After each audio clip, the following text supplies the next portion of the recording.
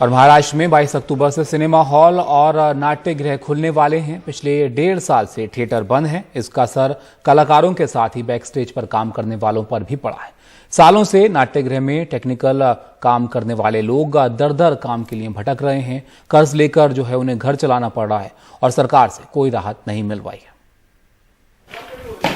मुंबई के सीव्स इलाके के इस गोदाम में प्रसिद्ध नाटक धनंजय माने इथेच राहतात का सेट बन रहा है। पिछले 1.5 साल से महाराष्ट्र में थिएटर बंद हैं, लेकिन अब राज्य सरकार ने 22 अक्टूबर से इसे दोबारा खोलने के आदेश दिए हैं। इतने समय से इस गोदाम में करीब 50 नाटकों के सेट का सामान इसी तरह पड़ा हुआ है। मजदूरों के पास काम नहीं है, सामान खराब हुआ है। गोदाम के मालिकों को लाखों का नुकसान हुआ है। मिनिमम 3-4 लड़के लोग, सबको बुलाना, सामान हिलाएंगे नहीं तो और ज़्यादा खराब होने की चांसेस है। फिर भी बारिश में ज़्यादा पड़े रहने की वजह से एक 5-6 सेट का तो नुकसान हो ही गया, कि ज़्यादा पड़ा होने की वजह से और अपना मैन पावर कम होने की वजह से। और ऐसा लगभग सब मिला के इवन हमारा खर्चा टोटल आप गिनेंगे टोटल ओवरऑल तो एक 45 लाख तक हमारा टोटली 1.5 साल में टोटल खर्चा हुआ है सर। नाट्यगृह के बंद होने का सबसे ज्यादा असर बैकस्टेज में काम करने वाले कर्मचारियों पर पड़ा है। अशोक डोईफोडे पिछले 35 सालों से लाइट और साउंड ऑपरेटिंग का काम कर रहे हैं। कई अभिनेताओं ने इनके काम की तारीफ कर इनका सम्मान भी किया है। अशोक पिछले 1.5 साल से बेरोजगार हैं और इसी तरह इन तस्वीरों को देख अपने अतीत को याद करते हैं। ये अब 59 साल के हैं।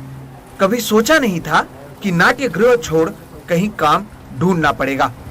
मैं साउंड ऑपरेटर, लाइट ऑपरेटर यही काम किया हूँ।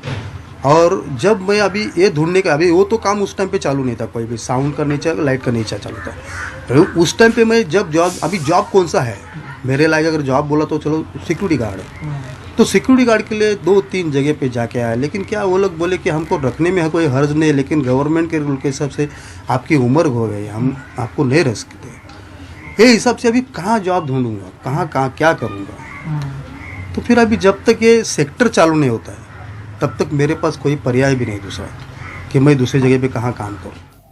जब नाट्यगृह ही बंद हैं, तो मेकअप आर्टिस्ट भी घर बैठे हुए हैं। 17 सालों से राजेश परब मेकअप का काम कर रहे हैं, लेकिन पिछले 1.5 साल से इन्हें अपना गुजारा करने के लिए मास्क से लेकर छाते तक बेचने पड़े। राजेश ने सोचा नहीं था कि बड़े बड़े कलाकारों के साथ काम करने के बाद उन्हें मास्क बेचना पड़ेगा। हम लोग का भाई और मैं घर चलाता हूँ, तो मैं घर चलाने के लिए मैंने क्या किया, हर जगह पे हमारे रोड पे स्टॉल लगाया, अलग अलग प्रोडक्ट बेचना चालू किया, मास्क बेचा, बारिश के सीज़न में छाते बेचे। तो ऐसे कुछ अलग अलग धंधे करते करते मैंने अभी तक घर संभाला हुआ है। लोगों से तो पैसे लेने ही पड़े, क्योंकि थोड़ा बहुत पैसे धंधे से आता था, पर खर्चा ज़्यादा होने के कारण दोस्तों से पैसे मांगने पड़े, 1-2 बैंक से पैसा उठाना पड़ा। जब एक नाटक चलता है तब बैकस्टेज पर लगभग 20 लोग मौजूद होते हैं जो अलग अलग काम करते हैं। पिछले 1.5 साल से नाट्यगृह पर निर्भर रहने वाले सैकड़ों लोग बेरोजगार हुए हैं। रंगमंच कामगार संघ के अध्यक्ष किशोर वेले बताते हैं कि केवल कुछ निजी संगठन के लोगों ने उनकी मदद की।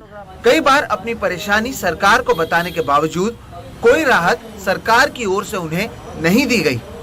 हम लोग ने सरकार को भी एक लेटर दिए थे, बहुत सारे पत्र दिए सरकार को भी, मुख्यमंत्री सांस्कृतिक कार्यालय को, लेकिन कुछ उसका रिप्लाई तो आया ही नहीं कभी।